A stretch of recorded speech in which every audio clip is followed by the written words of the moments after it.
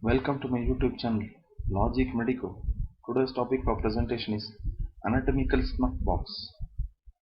So let's see. So this is where the anatomical snuff box is located on the dorsal surface of your hand, proximal to the thumb, next to the wrist area.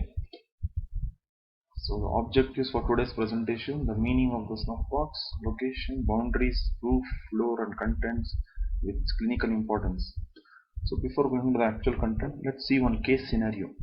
A 20-year-old falls onto the outstretched hand and later has a swelling and intense pain in his wrist area. On examination on the lateral side of his wrist, the patient experiences the maximum pain. So it's on the lateral side of the wrist, that is towards the thumb area. At the root of the thumb, there is an intense pain. So what can be the problem over there? Let's understand with this snuff box as well. Anatomical snuff box is a full name. So what is exactly this snuff box? What is the meaning of this snuff box? There used to be a grounded tobacco, which is otherwise called a snuff, where people used to place this in the depression over here in the wrist, and then they put it next to their nose and inhale that. So that is called as snuffing. So they used to do that. That's why this area is still continued to be named as snuff box, anatomical snuff box. So like the child over here is sniffing the flowers smell, like that they used to do by putting the grounded tobacco over here. So location, I already told you, it's a shallow depression on the posterior lateral aspect of the wrist area. So muscles forming the boundary, which are those muscles?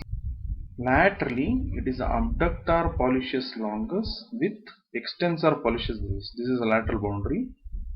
Abductor pollicis longus ends at the meta, whereas the extensor pollicis brevis, this will go till the proximal phalanx level.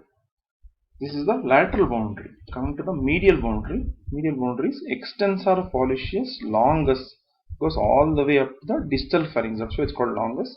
Pollicis here refers to the thumb. So this is thumb. These tendons are going towards the thumb. So therefore everything is called as pollicis. Longus means the tendon is long. Brevis means it is short. So these are the boundaries of the anatomical snuff box. The roof of this is very simple. It is formed by the skin, the superficial fascia, which is containing the yellowish color stuff, which is a fat, and the deep fascia, which is made up of collagen fiber. So skin, superficial fascia, and the deep fascia is called as a roof. Within this roof, there will be vein, cephalic vein, and there will be a nerve, that is a superficial branch of radial nerve. We'll see that later. So the floor of this anatomical snuff box is formed by the following structures. This bone you can see here on the lateral side of your wrist, it's called radius. It has got one projection downwards. It's called the styloid process of radius. That is the first component, styloid process of radius. Then you can see so many carpal bones. This carpal bone next to the styloid process of radius is called a scaphoid bone. Next there will be trapezium. It's like one kaju barfi. Trapezium. The shape of that is like a trapezium. That's why it's called trapezium. So these are the three bones which are there in the floor of the anatomical snuff box.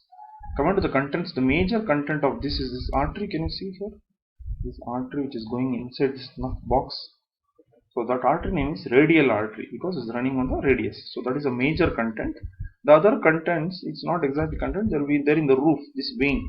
This vein is called a cephalic vein, and there will be one more nerve, yellowish color. It should be there in a diagram, but it's there in the skin. It's called as radial nerve, superficial branch of radial nerve. These two are there in the roof of this. The principal content of the anatomical snuff box is radial artery. So you can feel the pulsation of radial artery even in the snuff box against these bones, which are the radial styloid process, the scaphoid, and the trapezium. So these three bones, we can just press this artery against them to feel the pulsation. Then coming back to the case scenario, 20-year-old falls on the outstretched hand and later has a swelling and intense pain in his wrist area. On examination on the lateral side of the wrist, the patient experiences severe tenderness or the maximum pain. So let's see the X-ray of this patient. Here you can see this is the lower end of the radius. Since it's just 20 years old, still the epiphyse is not fused. It will fuse approximately at the age of 21 years. This is normal radius and normal ulna. Whereas here there are carpal bones. This is a scaphoid, lunate, triquetral. This big one is triquetral, and this is pisiform. Trapezium, trapezoid not seen. Capitate, hamate is seen. So this scaphoid, if you carefully observe over here, there is one irregular ragged edge. The arrow is pointing at it. It is a fracture of scaphoid. Therefore, the patient has got intense pain and tenderness and swelling on the lateral side of the wrist, which is nothing but anatomical snuff box. When this happens, sometimes the radial artery can be damaged or the cephalic vein can be compressed. Radial nerve also can be compressed, the cutaneous branch. So more often than not, the radial artery, which is very close to the floor, that is the scaphoid bone. So you should be careful while operating in this area. So the scaphoid fracture can happen due to fall on an outstretched hand. Pain and swelling develops in the region of anatomical snuff box. So this is the clinical significance of this topic, anatomical snuff box. Kindly like and share this video. Consider subscribing. Press the subscribe button and the notification bell if you like this video. Thank you once again. Share this video with your family and friends.